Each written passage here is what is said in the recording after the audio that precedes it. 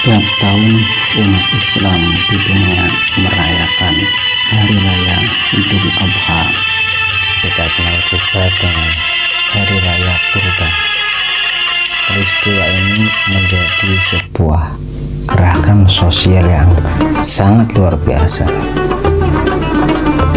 Di Indonesia sendiri, kalau kita sensus jumlah kurban kambing, sapi, kerbau, mungkin jumlahnya puluhan ribu atau ratusan ribu atau bahkan jutaan.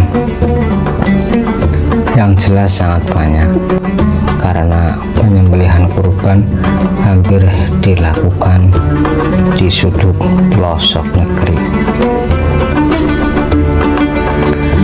Menurut pakar tafsir Profesor Dr. Quraish Shihab,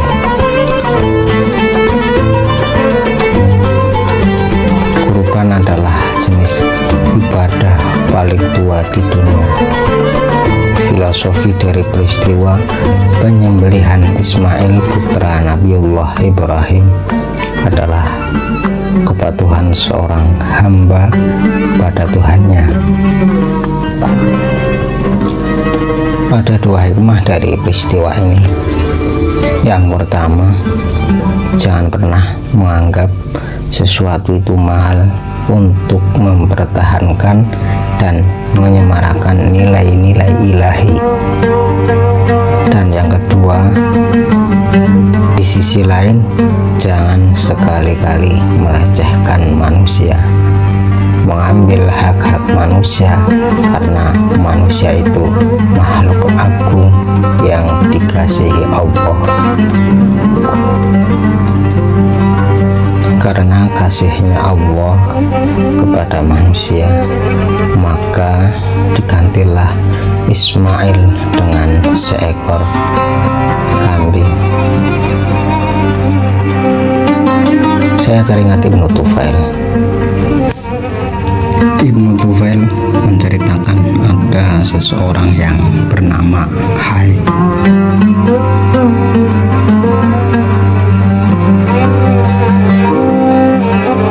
Hai bin Yaqzan,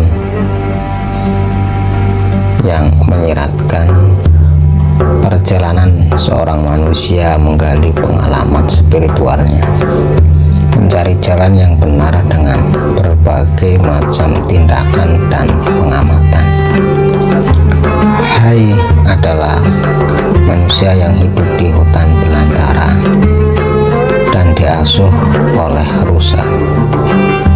Ia pun sebagai manusia yang berakal, berpikir, dan bernurani mencoba menemukan kebenaran sejati melalui penglihatan, pendengaran, rasio, dan juga jiwanya. Hai mengamati berbagai macam binatang, kebiasaan alam, tumbuhan, perubahan cuaca, dan berbagai macam gejala. Dan setelah melakukan perenungan yang panjang, akhirnya ia menemukan sang kebenaran, esensi dari segala esensi. Kalau kita cermati cerita tersebut, banyak hal yang menarik. Seorang manusia dalam pengasuhan rusa melakukan proses pencarian terhadap sang pencipta. Tidak lain itu adalah dorongan spiritual manusia sebagai homo spiritus. Akan tetapi dimensi spiritual itu tidak serta-merta muncul dengan sendirinya, melainkan harus melalui proses kesadaran manusia. Realitas kehidupan dengan berbagai atributnya terkadang menjadi takdir, menghambat potensi kebaikan kita. Kalau kita kaji lebih luas mengenai makna spiritual, juga spiritual manusia sejatinya mengatasi kesombongannya, karena hakikat kenyataan hubungan manusia tidak hanya berhenti dengan Tuhan, melainkan dengan seluruh ciptaannya. Usaha spiritual ini yang dilakukan oleh setiap manusia sebagai strategi bagi perubahan sosial ke arah lebih baik. Dalam artian, kegiatan spiritual manusia harus mengisi sebagian besar wujud dan eksistensinya. Dengan demikian, momen hari raya bisa dijadikan sebagai bagian dari eksistensi manusia dalam menebarkan nilai-nilai spiritualitasnya, kasih sayang, kemanfaatan, dan berbagi. Manusia dilahirkan dalam keadaan putih. Ia belum paham dan belum mampu memahami apapun. Bertumbuhnya manusia menjadi dewasa, ia dituntut oleh fakta yang melingkarinya: agama, keluarga, budaya, dan juga lingkungan.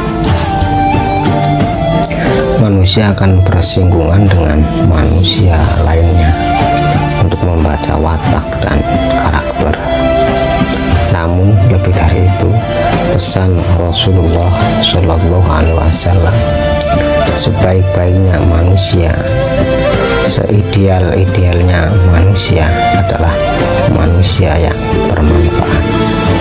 Nabi pun berpesan kembali, amal manusia akan terputus kecuali 3 hal: sedekah jariyah, ilmu yang bermanfaat, dan anak soleh yang selalu mengalirkan doanya kepada orang tuanya. Telah jelas titik bijaknya, yaitu manfaat. Oleh karena itu, konsep dasarnya membaca manusia, membaca alam, membaca seluruh ciptaan Tuhan, standarnya adalah kemanfaatan. Lebih tepatnya, manfaat untuk kebaikan dan baik untuk kemanfaatan. Kemanfaatan identik dengan pengorbanan, baik itu secara esensi maupun simbol. Bisa dikatakan, untuk mencapai kemanfaatan yang agung, manusia kadang harus melakukan pengorbanan atau berkorban menenggelamkan hawa nafsu, berkorban dari hal-hal negatif, dan lain sebagainya. Oleh karena itu, dalam Idul Kurban kita diingatkan banyak hal, khususnya ajaran tentang iman, Islam, dan ihsan. Hal tersebut menyiratkan kurban mempunyai dimensi sosial dan spiritual, di mana visi kultural dari kurban adalah merajut rukun sosial. Dalam dimensi spiritual, kita semua tahu bagaimana awal mula ibadah kurban itu terlahir.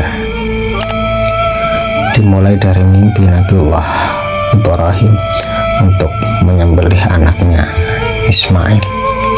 Perintah Tuhan ini oleh Nabi Ibrahim disampaikan kepada Ismail dengan berdiskusi, dan tanpa pikir panjang, kemudian Ismail sebagai hamba yang dipuja Allah karena kesabarannya mengiyakan apa yang telah menjadi perintah Allah. Kemudian Ibrahim dan Ismail menentukan tempat penyembelihannya. Akhirnya diputuskan pada tanggal 10 Zulhijjah dan bertempat di Mina. perjalanan Nabiullah Ibrahim dan Ismail ke Mina, banyak gangguan yang datang. Setan-setan itu pun mencoba menggagalkan ritual agung dari perintah Tuhannya.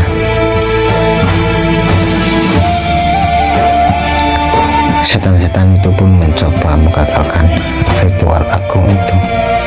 Namun setan-setan itu dikisahkan dilempari Batullah Ibrahim dan Ismail,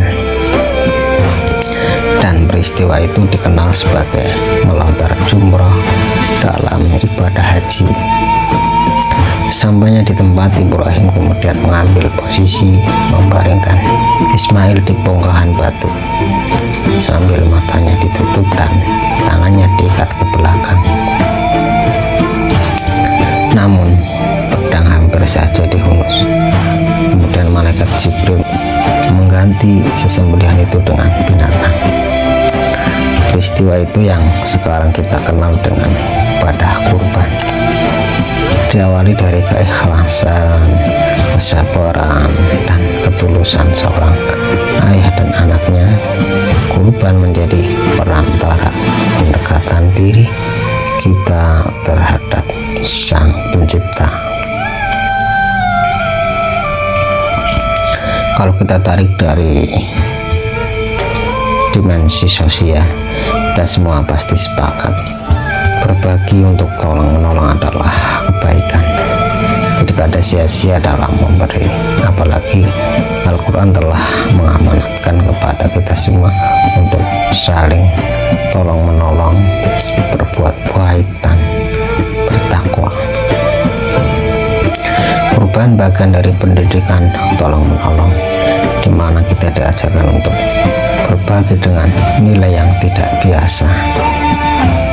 Biasanya kita hanya memasukkan uang di kotak amal 1.000 atau 2.000. Namun dalam ibadah kurban kita melakukannya lebih dari itu, dengan tujuan mensemarakan cinta kasih dalam lingkungan masyarakat. Apalagi di era modern ini, tidak mudah mendorong manusia untuk memberi lebih. Kebanyakan dari mereka ingin menerima lebih. Identitas itulah yang sekarang terbangun, sehingga menumbuhkan sikap rakus dalam diri manusia modern, tidak lagi memperhatikan nilai-nilai dan kualitas hidup bersama.